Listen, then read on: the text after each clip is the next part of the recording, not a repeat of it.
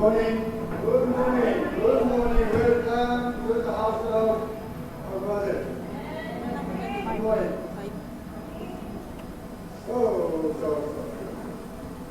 Kumusta po kayo? Kumusta?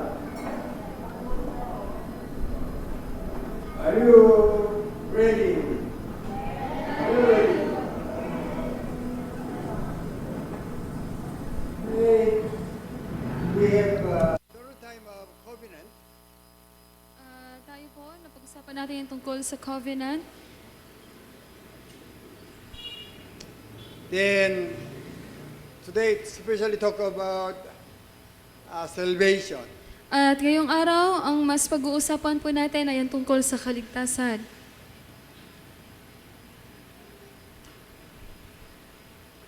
Last week also we thought about covenant. At noong nakaraang linggo nga po, napag-usapan natin yung tungkol po sa tipan. Then, today we will talk about what is salvation in covenant. At ngayong araw naman po, pag-uusapan natin kung ano po ba yung kaligtasan sa tipan. Do you still remember the Matthew 25? Naalala niyo pa rin po ba yung nasa Mateo chapter 25? 25, 10 virgins. Yung tungkol po sa 10 birhen.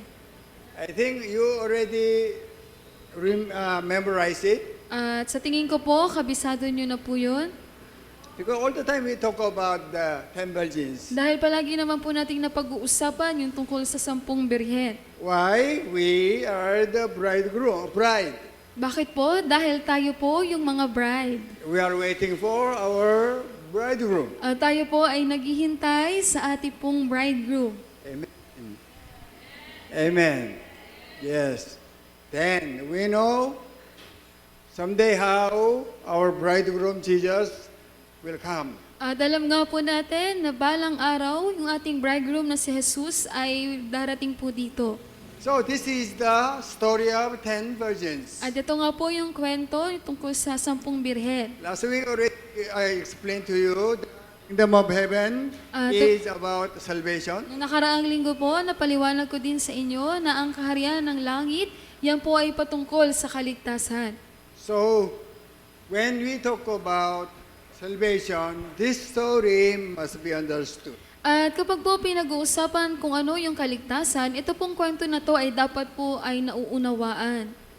It's not only marriage, Hindi lang po ito tungkol sa pag-aasawa, but explaining our marriage with Jesus Christ. kundi ito po ay pinapaliwanag rin kung paano po tayo ikakasal sa ating bridegroom na si Jesu Kristo. We'll talk about whole story. Hindi naman po natin pag-uusapan yung buong kwento.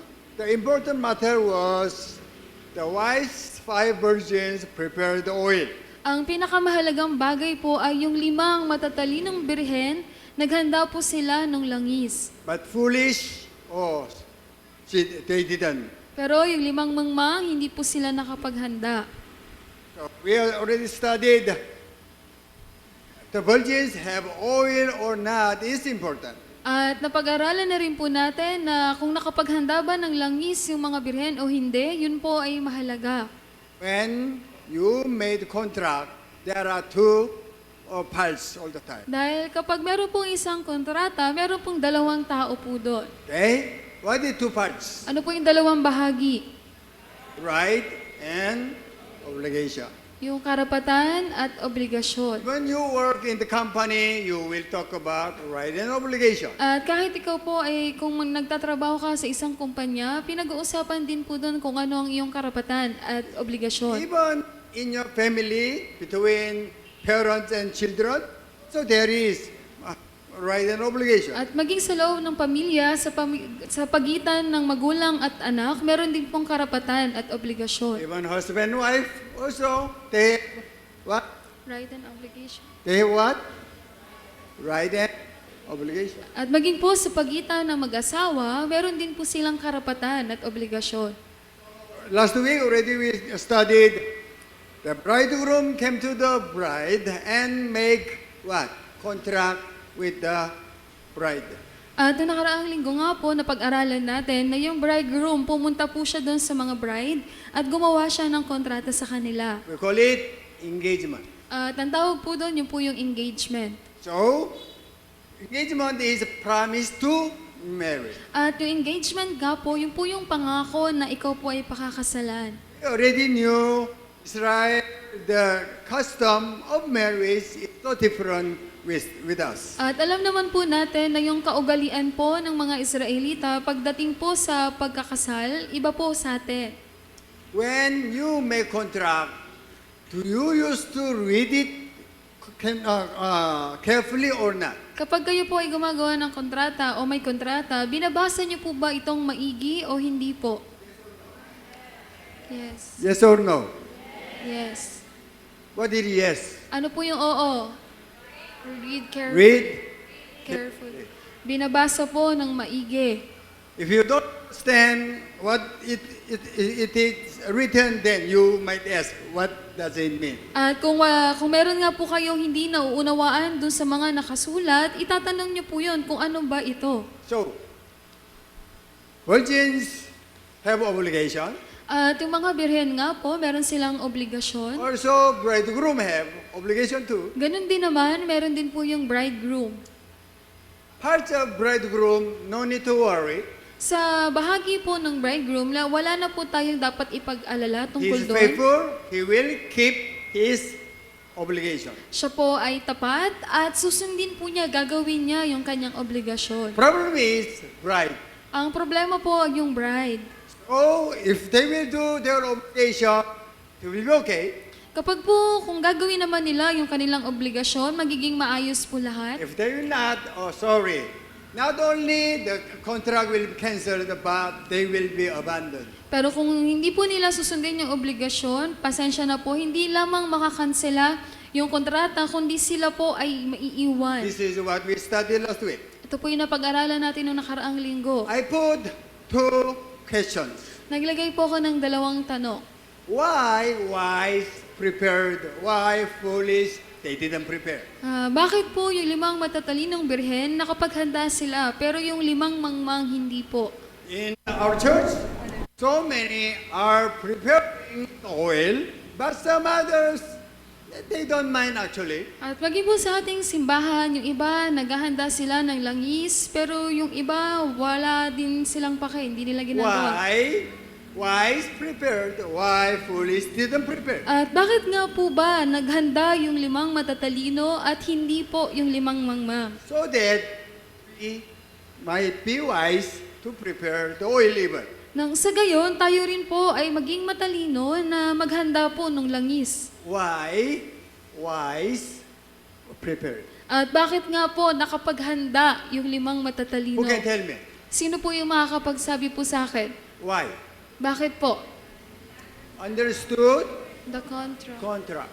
Dahil po nauunawaan po nila yung kontrata. If the wise will not prepare the oil, then they wise virgins, they understood.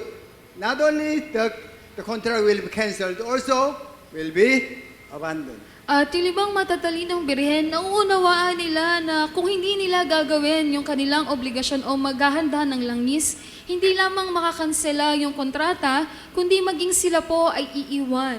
2 weeks ago, we started first message of contract. You must remember how they made the contract. 2 linggo na po ang nakalipas na pag-aralan natin kung paano po sila gumagawa ng kontrata. You still remember? They will bring animals and make it two. Naalala niyo pa po ba na magdadala sila ng hayop, tas hahatiin po nila yun sa Put gitna? the other side and the other half other side. Na ilalagay nila yung kabilang bahagi sa kabila at yung isa naman po sa kabila. They will hand in hand and they pass through. Tapos maghahawak kamay sila at dadaan po sila sa gitna po noon. What does it mean? Ano pong ibig sabihin noon? If they will not keep their contract, they might be just like animal which was cut in two.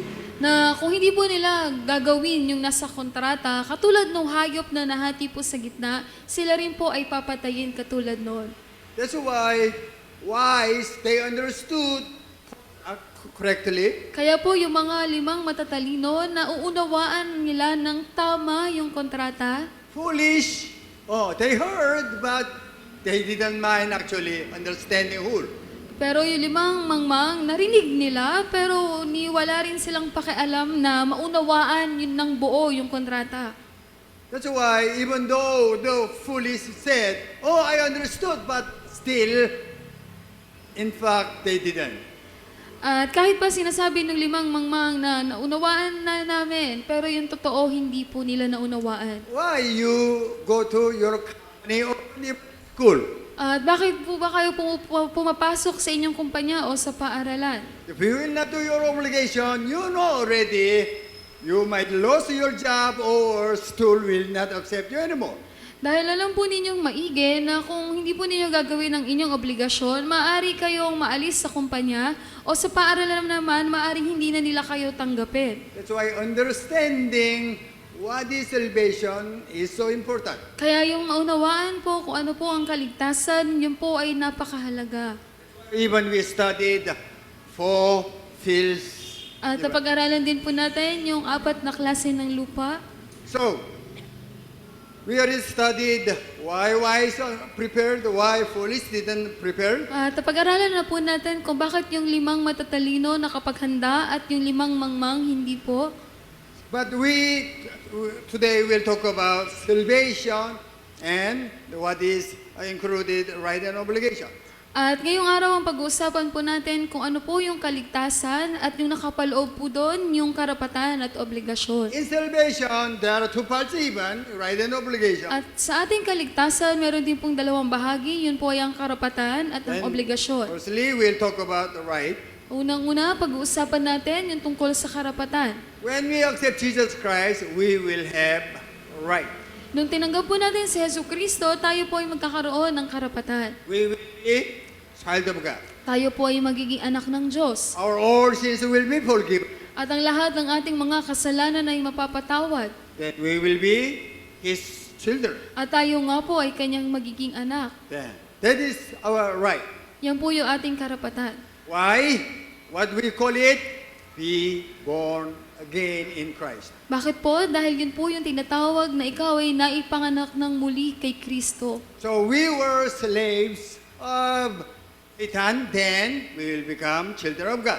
Na tayo po noon ay mga alipin ni Satanas, pero ngayon tayo po ay magiging anak na po ng Diyos. Also, when we will be matured, we will inherit the kingdom. At kapag tayo nga po ay nag-mature na, tumanda na, mamanahin po natin yung kaharian ng langit. Also, we studied Matthew chapter 4:17 already. Napag-aralan na rin po natin yung sa Mateo chapter 4, verse 17. Anyway, let us read it. Matthew chapter 4:17. Gazette ko. From the time when Jesus began to preach, repent, for the kingdom of heaven is near.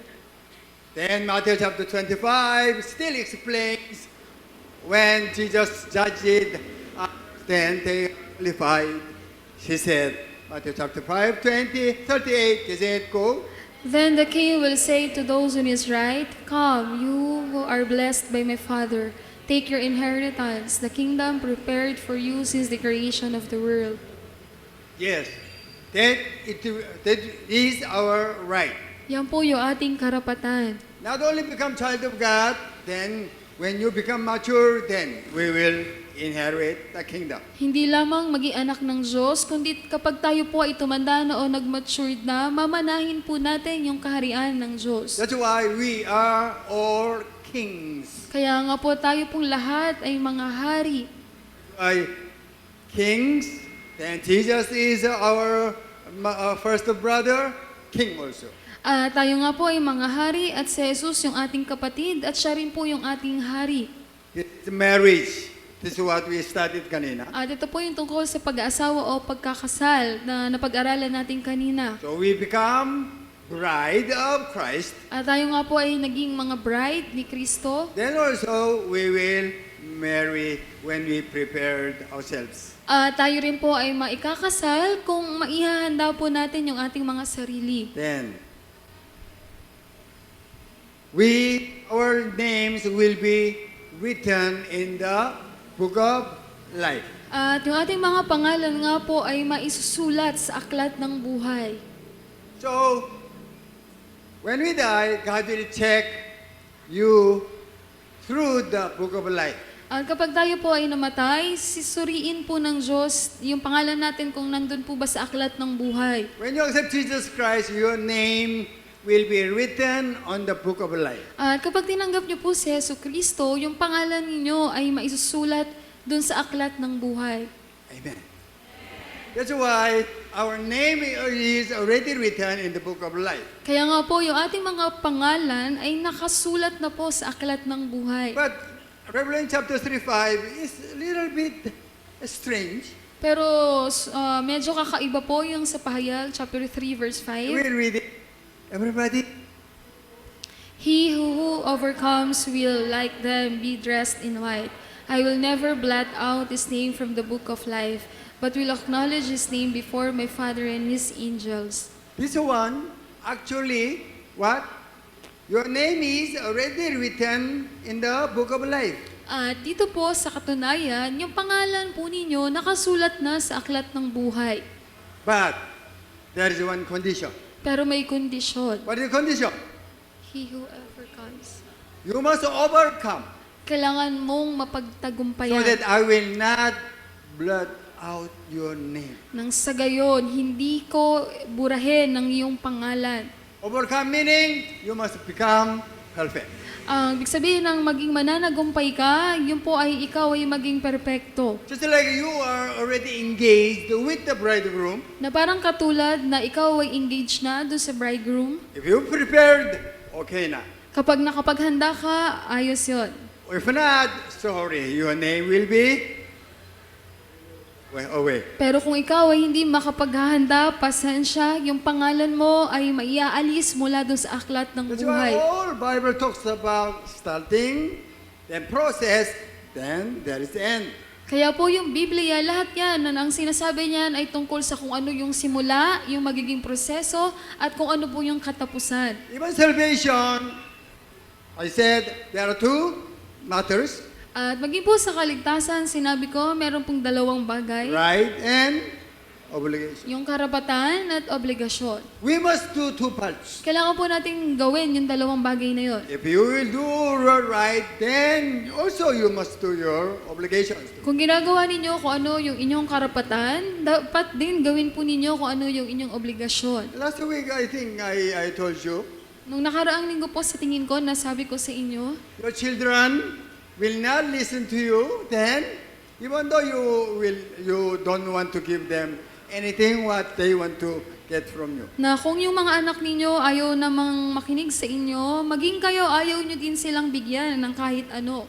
That's why obligation is sometimes so important. Kaya po yung obligasyon, minsan po napakahalaga po niyan. Now talks about obligation. At ngayon po, yung pag-uusapan natin ay tungkol sa obligasyon. Okay, we'll read it. Anyway, kasi go. But what about you? He asked. Who do you say I am? Simon Peter answered, You are the Christ, the Son of the living God. When we accept Jesus Christ, we have to understand what is the meaning of Jesus, then what is the meaning of Christ. Nung tinanggap natin si Yesu Kristo, dapat po maunawaan natin kung ano yung ibig sabihin ng pangalang Jesus at ng Kristo. When you acknowledge Jesus is Christ, you must know you have obligations. At kung kinikilala ninyo na si Jesus ay Kristo, dapat po kilalanin nyo rin na kayo po ay may obligasyon. Meaning, Christo, meaning, three positions. At ang ibig sabihin po ng Kristo, meron po yung nakapaloob na 3 posisyon. Amen. Ayan. So, when you acknowledge someone is your king, what will At kapag ikaw po ay may kinikilala na siya po ay yung hari, ano pong mangyayari sa'yo? as long as I called you, you are my king, then my all things will endorse to you. At basta ikaw ay tinatawag kong hari o kinikilala kong hari, ibig sabihin, ang lahat ng meron ako, ito po ay sa iyo na. Meaning, I am belong to you. Ibig sabihin, ako ay sa iyo. King owns everything. Dahil ang hari, siya po ang nagmamay-ari po ng lahat. That's why when you acknowledge Jesus is Christ, then you must understand your possessions will be given to your king. Kaya kung kinikilala niyo po na si Jesus ay Kristo, dapat malaman mo at kilalanin mo na ang lahat ng meron ka at mga ari-arian mo at ikaw ay pagmamay-ari na po nung hari. That's why even why we bring the tithes, Maging din po, bakit ba tayo nagdadala ng ikapu? simply we confess ownership. Simple po, ang sinasabi natin doon ay kung sino po yung nagmamay-ari sa Even atin. my life, what you gave me, whatever, it's yours. Maging yung aking buhay at anuman na lahat ng mga binigay mo sa akin, ito po ay sa'yo. That's why tithes is expression of ownership. Kaya po yung pagbibigay ng ikapu, ito po ay pagpapakita kung sino po yung nagmamay-ari sa'yo. That's why when you accept Jesus Christ, already you sign on your salvation. At nung tinanggap niyo po si Yesu Kristo, ibig sabihin kayo po ay pumirma na sa kaligtasan po ninyo. Then, you must say, whatever I have, it's yours. At dapat sabihin mo na anuman ang lahat ng meron ako, ito po ay sa'yo. That is our obligation. Yun po yung ating obligasyon. Your time, your life, your family, your parents, even your children or whoever, whatever, it's His. Yung buhay mo, yung oras mo, yung pamilya mo, o anumang meron ka, hindi yan sa'yo, kundi yan po ay sa Kanya. If you don't understand it, your salvation is not steady. Kung hindi niyo po ito nauunawaan, ibig sabihin, hindi pa po matibay yung inyong kaligtasan. You will not listen to God. Hindi po kayo makikinig sa Diyos. King, you cannot say no to the order of king. At sa hari, hindi kayo maaring humindi sa utos ng isang hari. But if you didn't understand it correctly, then sometimes you will say yes, sometimes no. Pero kung hindi nyo ito nauunawaan ng tama, minsan oo kayo sa Kanya, minsan hindi kayo. Then we have to deny. At kailangan din po nating itanggi yung ating sarili. Okay, we read it, kasi go. Then he said to them all, "Whoever wants to be my disciple must deny themselves and take up their cross daily and follow me." Same explanation. Parehas lang na pagpapaliwanag. When you say, you are my king, Kapag sinabi mo na ikaw ay aking hari, siyempre, I have to deny myself. ibig sabihin nun, kailangan kong itanggi na yung sarili ko. Before I said, you are my king, Bago ko po man sabihin na ikaw ay aking hari, I have my own. meron akong sariling akin. But when you say, you are my king, Pero pag sinabi mo na ikaw ay aking hari, I deny myself. tinatanggi ko na ang aking sarili. That's what we call take up your cross. Ayan po yung tinatawag na pinapasan mo yung iyong krus. You consider you are crucified on the cross. Na tinuturing mo na ikaw din ay naipako na sa krus. Meaning you are dead in Christ. Ibig sabihin nun, ikaw po ay patay na kay Kristo. So you lay down your life, your all possessions in front of Jesus. At ibinababa mo na yung iyong buhay at maging lahat ng meron ka sa paanan ni Jesus. So we'll study, even though we know the very shallow meaning of deny. At pag-aaralan po natin, kahit pa medyo alam na natin yung mababaw na kahulugan ng deny o pagtanggi. This is the original word. Ito po yung original na salita. We will read it. Kasi go. To state something is true or to state. Sandali. Tulog kayo. Don't worry, after this we'll eat. What do you call it? Breakfast ba yun or lunch ba yun? Tanghali. Anyway, we'll eat, so don't worry. We'll read it. To state something is true or to state your support for an idea, opinion, etc. So, refuse to a firm, meaning I don't have anything. Ibig sabihin nun, hindi ka na magsasalita pa. Ibig sabihin po nun, wala ka na ng kahit ano. And disown. At itinatanggi mo na. Well, go. To state that you no longer have any connection with someone that you used to be closely connected with. No connection with. Wala na pong koneksyon. Another one. Repudiate. To refuse to accept something or someone as true, good, or reasonable. Yes, we know the meaning of deny. Opo, alam natin yung ibig sabihin ng deny. Even the Peter denied 3 times of Jesus Christ. Maging po si Pedro, tinanggi niya si Jesus ng 3 beses. So, deny. This one. So you can understand it well. At ito po, yung deny, maaari niyo pong mas maunawaan dito. Okay? So, deny. When you accept Jesus Christ, you must deny. Na kapag tinanggap mo na si Yesu Cristo, dapat mo nang i-deny, magtanggi.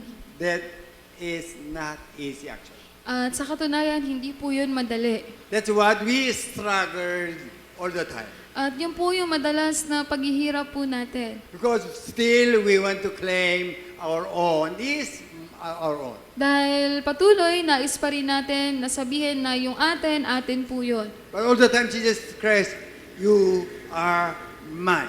Pero palagi sinasabi ni Yesu Cristo na ikaw ay akin.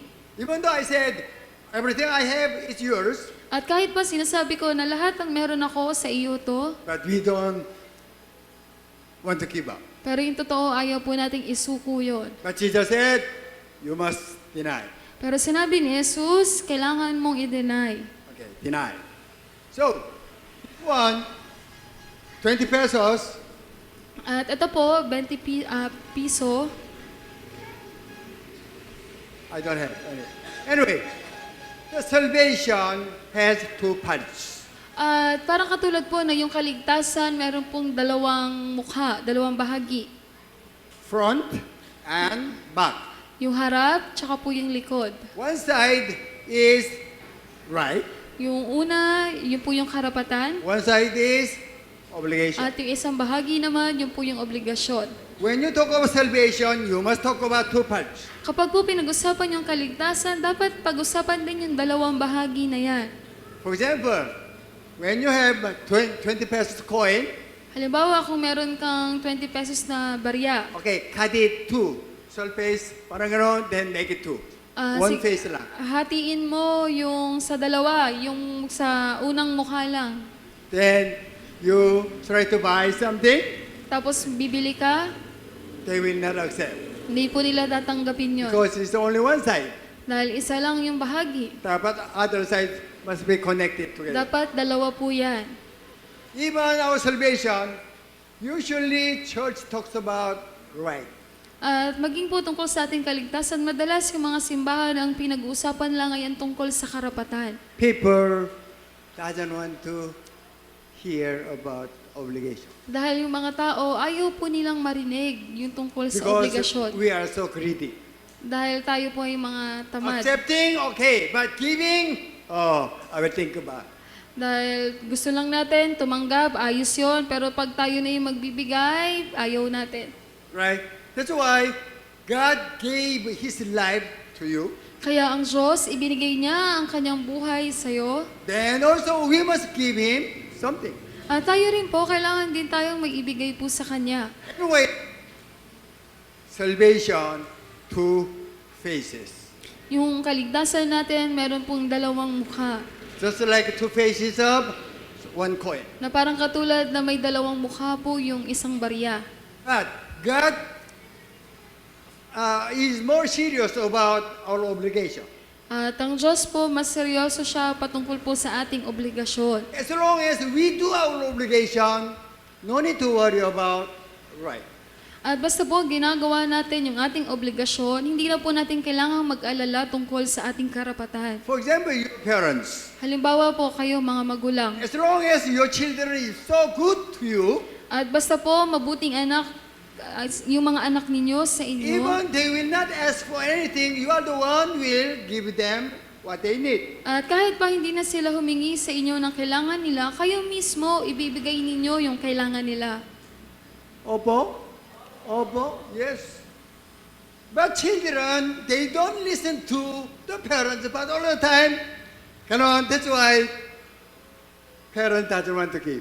At kung yung anak naman ayaw makinig sa magulang, tas yung anak hingi lang ng hingi, yung magulang ayaw niyang ibigay yun sa anak That's why niya. even Bible says, if you want to be treated, then you must treat others well. At maging sinabi din sa Biblia, kung gusto ninyong tratuhin ng maayos, dapat tratuhin niyo din ng maayos yung iba. Right?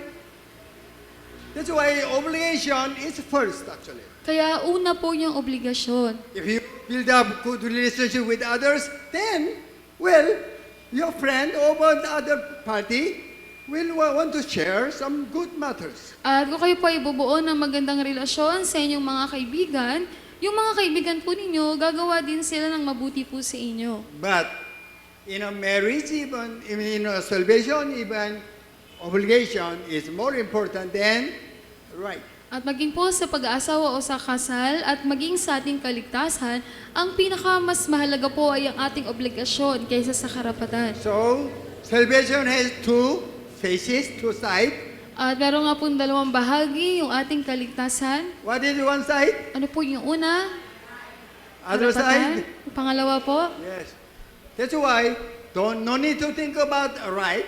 Kaya hindi niyo na po kailangan pang masyadong isipin yung tungkol sa He karapatan. already prepared everything for our right. Inihanda na po niya lahat para po sa ating karapatan. As long as you do your obligation, then automatically your right will be given. At basta po ginagawa ninyo ang inyong obligasyon, automatic po na yung karapatan po ninyo ibibigay po niya. So this is result if we will not do our obligation. At ito po yung magiging resulta kung hindi po natin gagawin yung ating mga obligasyon. The vineyard, the fig tree was planted. Sa isang ubasan nga po, na itanim po yung puno ng fig tree. Fig tree? Fig tree. Fig tree. Yeah. Vineyard is the soil is so good At sa vineyard po, maganda po yung lupa doon. because the grapes will not grow if the soil is not good. Dahil yung mga ubas, hindi po mamumunga kung hindi po maganda yung lupa. That's why usually farmer of grapes Kaya madalas po yung mga magsasaka ng ubas, during after harvest they dig 1 meter away from the main trunk. ang ginagawa nila pagkatapos nilang mag-ani, humuhukay sila ng mga 1 metro mula dun sa trunk. More than they will dig the hole, then more than 50 centimeters. Then they put too much fertilizer there and cover it. Tapos bubutas sila ng mga nasa 15 millimeters, tapos inilalagay po nila doon yung mga fertilizers. Because farmer knew the grapes need too much fertilizer. Dahil alam ng mga magsasaka na yung ubas, dapat maraming mga fertilizer. Anyway, vineyard means Jesus Christ. At yung ubasan o yung vineyard, ibig sabihin nun yung po So si Yesu we Cristo. are fig tree. At tayo po yung mga fig tree. Fig tree will grow everywhere. It was stony or whatever. At yung isang fig tree, at yan po ay lumalago kahit saan mo itanim, sa batuhan o saan man. Anyway, farmer planted fig tree in vineyard. At yung magsasaka nga po, nagtanim siya ng puno ng fig dun sa ubasan. Why farmer planted the fig tree? Bakit po nagtanim na yung magsasaka ng fig tree? Want to have the fruit of fig tree. Dahil gusto niyang magkaroon ng bunga ng fig tree. So waited for 3 years. At naghintay nga siya ng 3 taon. Every year come look for the fruit. At kada taon, pupunta siya doon, tinitingnan niya kung may bunga. Actually 1 year when you plant the fig tree, 1 year you could see you can get the fruits. At sa katunayan, kapag nagtanim ka ng fig tree, makalipas lang yung 1 taon, maaari ka ng kumuha ng bunga. But 3 years, then owner didn't get any single fig tree fruit. Pero dito sa kwento, kahit 3 taon na yung nakalipas, yung may-ari, wala pa rin siyang kukuha na kahit anong bunga dun sa fig tree. So owner talked to the caretaker.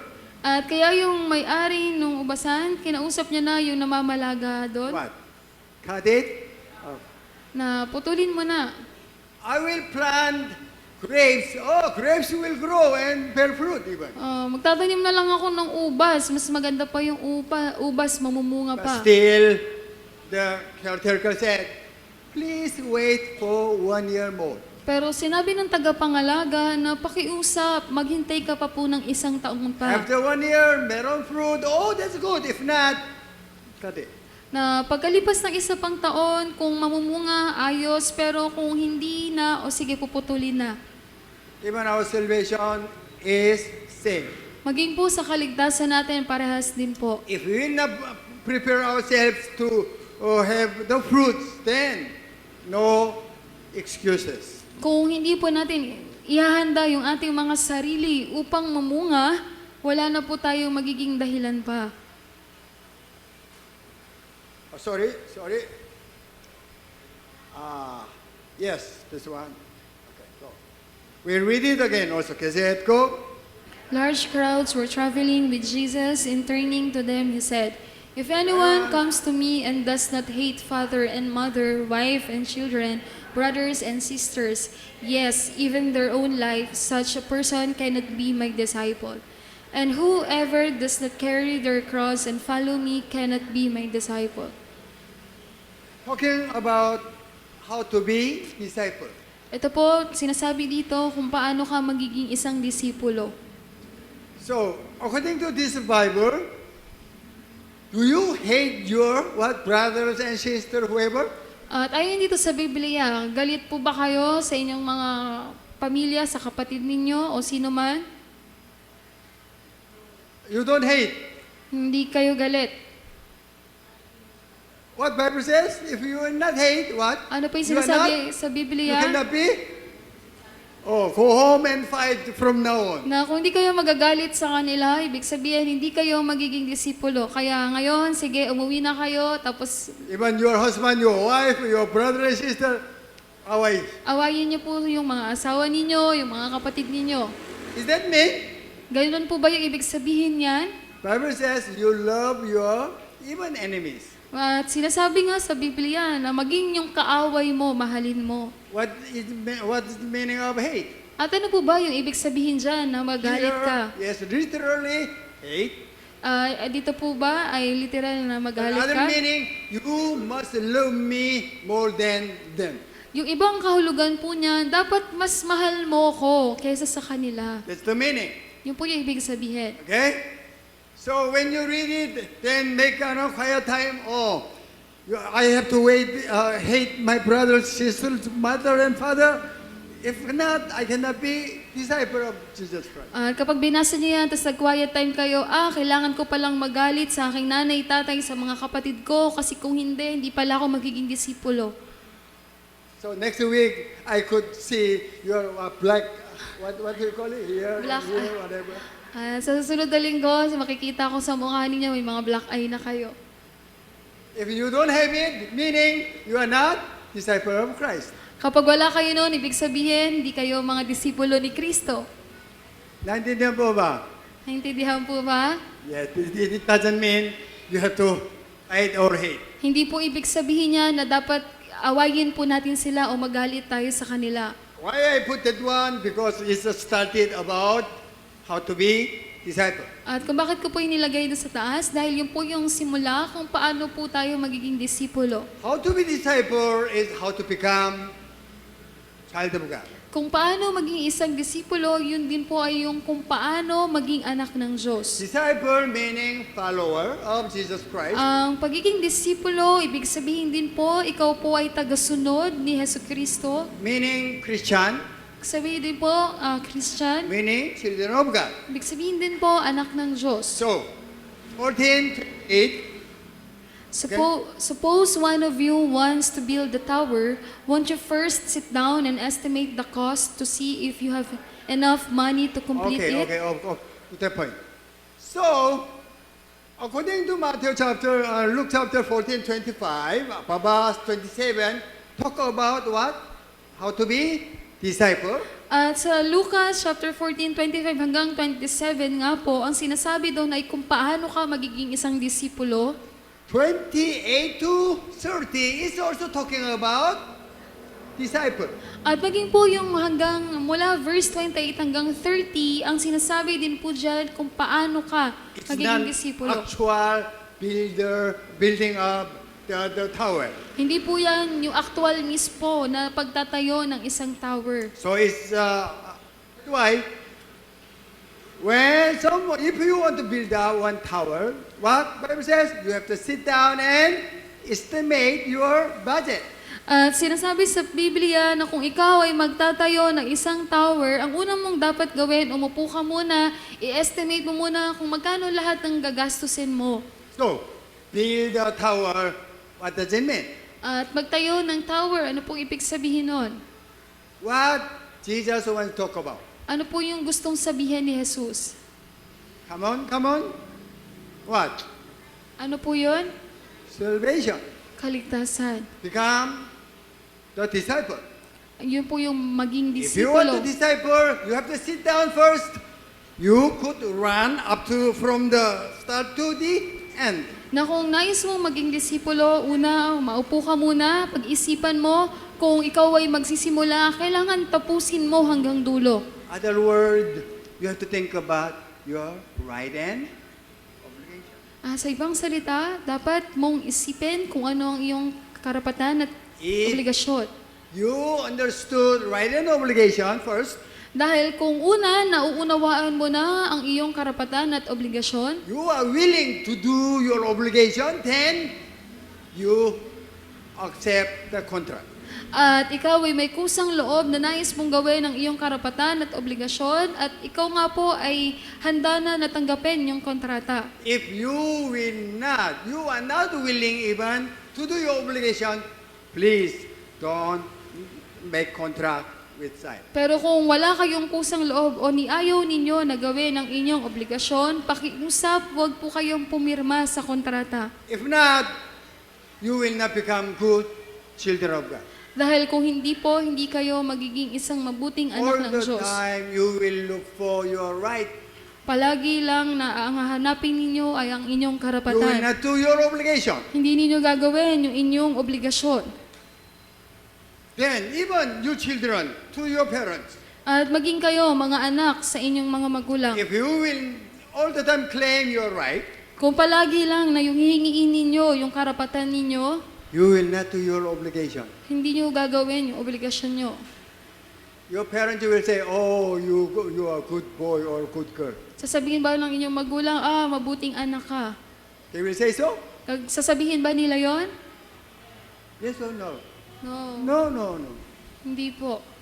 If you claim your right as a child of God, Kung i-claim ninyo yung karapatan ninyo bilang anak ng Diyos, and you will not do your obligation as a child of God, tapos hindi nyo naman gagawin yung obligasyon ninyo bilang anak ng Diyos, you cannot be good Christian. hindi rin po kayo magiging mabuting Kristiyano. Then others may, "Oh, you Christians."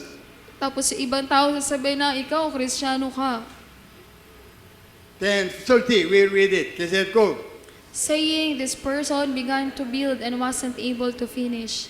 That's the meaning. Yung po yung ibig sabihin, You are so, you are so greedy. na ikaw ay sakim. You didn't understand what is salvation in two matters, right and obligation. Na hindi mo naunawaan yung kaligtasan sa pamamagitan ng dalawang bagay, yung tungkol sa karapatan at obligasyon. That's why have enough money is, Kaya yung may sapat na salapi o pera, ano po yun? can you do your, what? Right and obligation all. Na kaya mo bang gawin lahat ng iyong karapatan at obligasyon? For example, contract with your company, whatever. Halimbawa, may kontrata ka sa iyong kumpanya. If you will not follow the obligation as your worker of a company, don't sign on the contract. At kung hindi mo naman susundin yung obligasyon mo bilang manggagawa dun sa isang kumpanya, edi wag ka nang pumirma ng kontrata. I told you, people doesn't want to talk about obligations. At nasabi ko na sa inyo, yung mga tao, ayaw nila na pag-usapan yung tungkol sa obligasyon. Accepting is good, but giving, oh, sorry. Maganda yung tumatanggap ka, tapos kapag ikaw yung nagbibigay na, pasensya na. Right, it's okay, because I will get some, But obligation, mahirap. Okay yung karapatan kasi may makukuha ko dyan. Pero yung obligasyon, mahirap yan. That's why build a house and you have to estimate your budget to finish the contract, construction. Kaya naman, bago ka magtayo ng isang tower, kailangan mo munang umupo, estimate mo muna kung kaya mo bang tapusin yung gastos hanggang sa dulo, hanggang matapos yun. DT will help you to do your obligations. At yung DT, yan po yung tutulong sa inyo para magawa ninyo yung inyong obligasyon. We know doing obligation is hard. Alam naman po natin na mahirap yung gumawa ng Then obligasyon. your leader will encourage you, also carry your heaviness together, then you could pass by. At yung mga leader ninyo, palalakasin yung loob ninyo at sasamahan kayo na pasanin po yung paghihirap ninyo para sabay-sabay po kayo. Last week already also did. At nakaraang linggo, napag-aralan din po natin ito. But this is a review. Ito po ay pagbabalik tanaw lang. Still important. At mahalaga pa rin po. I was so happy when I heard someone is reviewing these messages all the time. At ako po ay masaya kapag naririnig ko na meron pong nagbabalik tanaw ng mga mensahe. This one, John chapter 15, also several times we talk about. At ito po ang Juan chapter 15, maraming beses na rin po natin itong napag-usapan. Okay, these days already become children of God. Ito po ay anak ka na po ng Diyos. Then, why? They are already child of God. At bakit po anak na po sila ng Diyos? Two verses, chapter 15:3 and 15:5. Dahil po sa dalawang verses, sa 15 verse 3 at 15 verse 5. They are already connected with the trunk. Sila po ay nakakonekta na dun sa mismong puno. Meaning they are already engaged. Ibig sabihin po nun, engaged na po. And they are already connected with Jesus. At may connection na po sila kay Jesus. And they become child of God. At sila nga po ay naging anak na ng Diyos. Then, that's their right. At yun po yung kanilang karapatan. But, still they have obligation. Pero meron pa rin po silang obligasyon. We will read chapter 15 verse 2. They said, go. He cuts off every branch in me that bear no fruit, while every branch that does bear fruit, he prunes, so that it will be even more fruitful. Okay. Please repeat after me. While. While. There is a while. Once again, while. While. Meaning, they are doing together. Ibig sabihin po nun, sabay po yun. Both connected with trunk. Na yung dalawang sanga nakakonekta dun sa puno.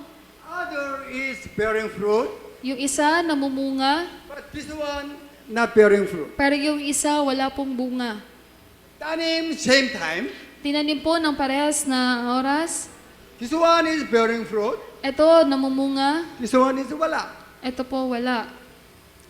That's why while planted same condition, then one is bearing, one is not. Kaya po yung while, yung habang, ibig sabihin nun, parehas na katanim sa parehas na kondisyon, pero yung isa namumunga, yung isa hindi po. The one who do their obligation will bear fruit. At sila na gumagawa ng obligasyon, sila po yung mamumunga. If they will not do their obligation, siyempre, they will not bear fruit. At kung hindi naman nila gagawin yung kanilang obligasyon, malamang po, hindi sila mamumunga. Okay, no fruit, cut it off. At yung mga hindi namumunga, sila po ay puputulin. That's why we understood already salvation has two phases. At naunawaan na nga po natin na yung kaligtasan, meron pong dalawang bahagi. That is so important. Napakahalaga din po nun. One person has two positions which is so opposite. Na meron na parang animo yung isang tao, meron siyang dalawang posisyon na magka-opposite. Slave and the son could be together or not. Na siya ay isang alipin, tapos anak siya, maaari po bang magkasama yon o hindi po? What do you use to call pastor? Ano po yung madalas na itawag niyo sa pastor? Other word, Sa ibang salita, ano po? Servant of God. Lingkod ng Diyos. Okay? Also, I am servant. Also, I am child of God. Ako po ay isang lingkod ng Diyos. Ganon din naman, ako din po ay anak ng Diyos. Servant is slave. Yung pagiging lingkod, yun po yung pagiging alipin. Then still, I am child of honor. Pero patuloy, ako pa rin po ay anak ng nagmamayari. Cannot be. Hindi po pwede. One person has two names. Na yung isang tao, merong dalawang pangalan. You also, you are servant of God too. Kayo rin po ay mga alipin o You lingkod are ng also Diyos. child of God. At kayo rin naman ay mga anak ng Diyos. Why is so opposite? Why then why you have two? Bakit po magkabaliktad yung dalawa, pero meron kayo nung dalawa na yon? 2015, I went to America. Taong 2015, nasa Amerika po I attended ako. a seminar. Umattend ako ng seminar. I asked this question to the staffs. At tinanong ko po yung tanong na to sa mga staff. They scratched their back head. At kinampot lang nila yung ulo nila. Very simple. Servant, when God talks about our obligation, we are servant. Simple lamang po, kapag ang Diyos ang sinasabi niya ay tungkol sa ating obligasyon, yun po tayo na pagiging lingkod po When niya. you are called anak ng Diyos, meaning about right. Pero kapag ikaw po ay kanyang tinatawag na anak ng Diyos, ibig sabihin yun po ay tungkol sa iyong karapatan. Amen. That's why salvation has two sides. Kaya po, yung ating kaligtasan, meron pong dalawang bahagi. Right and obligation. Yung ating karapatan at ang obligasyon. Again, right and Obligation. which one is important? Ano po doon yung mas mahalaga? Obligation. Yung ating obligasyon. If you confess, you are my king, then if you didn't understand it correctly, you cannot do your obligation. Kung sinasabi mo man na ikaw ay aking hari, pero hindi mo ito nauunawaan ng tama, hindi mo magagawa yung iyong obligasyon. That's why all children must be alert. Kaya dapat po lahat ng mga anak ng Diyos ay maging alerto. That's why bear fruit. Kaya mamunga. This is what? God's covenant. At ito po ang tipan ng Diyos. Every single word is the word of covenant. Ang bawat salita ay salita po ng tipan. Now we understood salvation has two parts. At ngayon, naunawaan na po natin na meron dalawang bahagi ang kaligtasan. Right still and obligation. Yung karapatan at ang obligasyon. Will you do? Matter right is not our portion, but still obligation.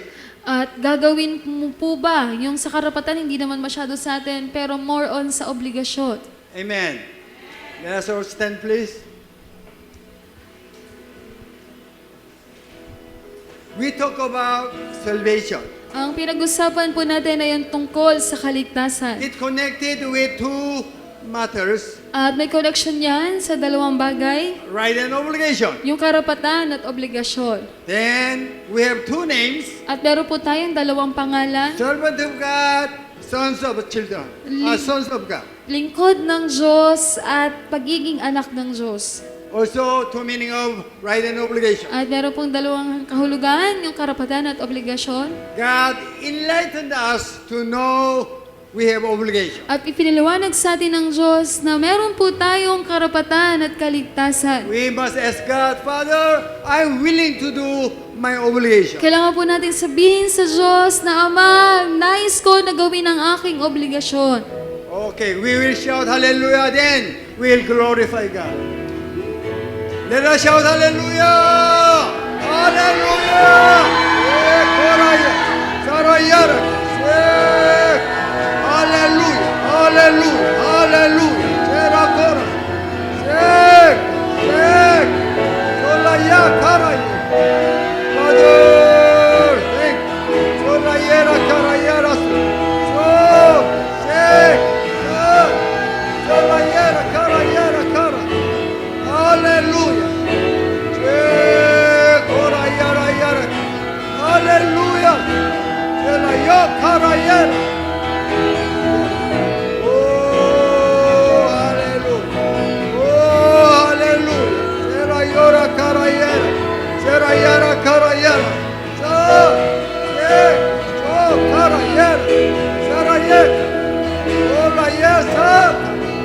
Hallelujah. Selayo karaya.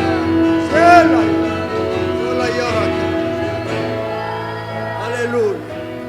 Oh, Father, we thank you for your word. Father, we thank you for your presence. Even Father, we thank you for your grace and your love upon us. Hallelujah. Father, thank you. You told us there are two phases of our salvation, right and obligation. Father, I ask you to empower your children to do their obligations. Doing their obligations will please you, Father. Hallelujah. Hallelujah. Oh, Father, we love you. May the grace of Jesus Christ, our Lord and Savior, the one who did his obligations until he died on the cross. The love of Father, still you love us. Nobody can separate us from your love. We are secured in your love. The fellowship of Holy Spirit, the one who will enlighten, empower even to do our obligations, be with you from now and ever to ever. That's why all children of God will agree and say, Amen and Amen and Amen. Hallelujah. Hallelujah. Hallelujah. Hallelujah. God bless you. You might be seated for the announcement.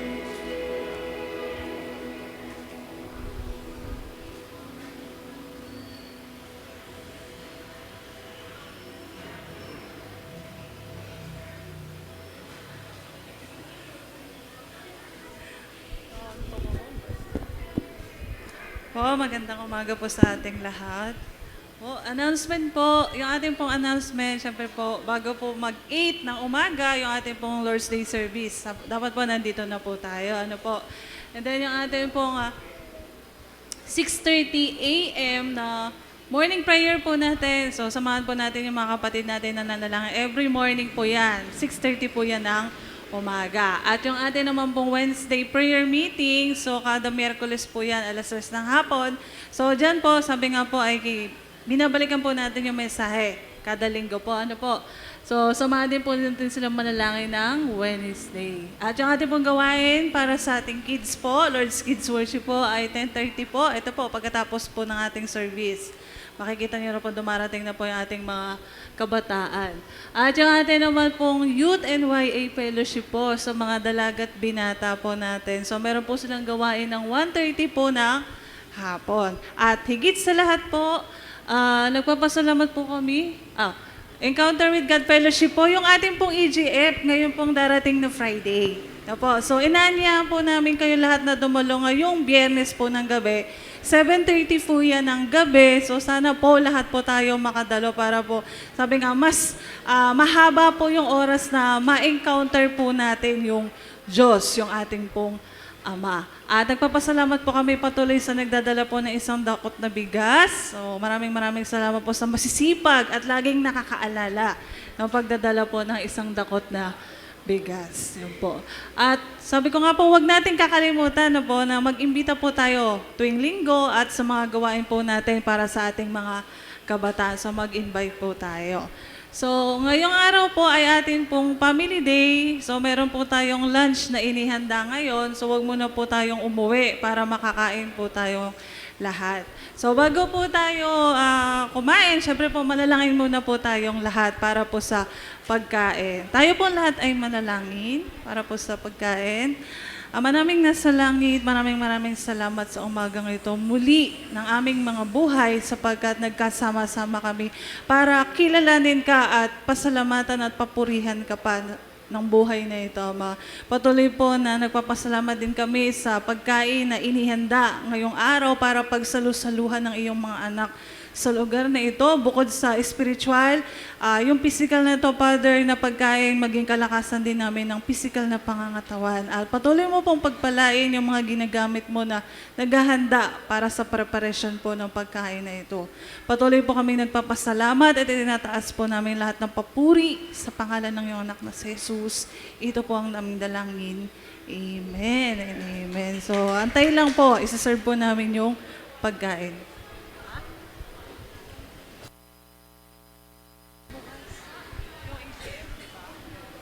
Ay, ano, yung ano?